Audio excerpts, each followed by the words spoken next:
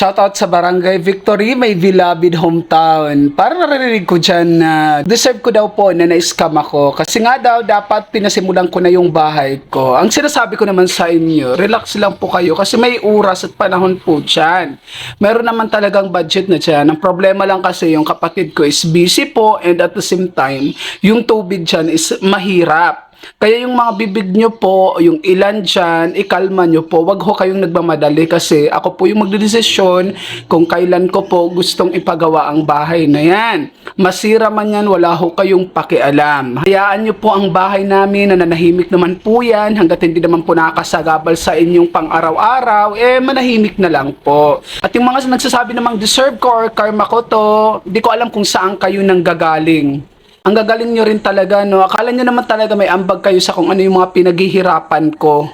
Please lang, shut up na lang po ang mga bibig natin, no? Good morning, have a great day!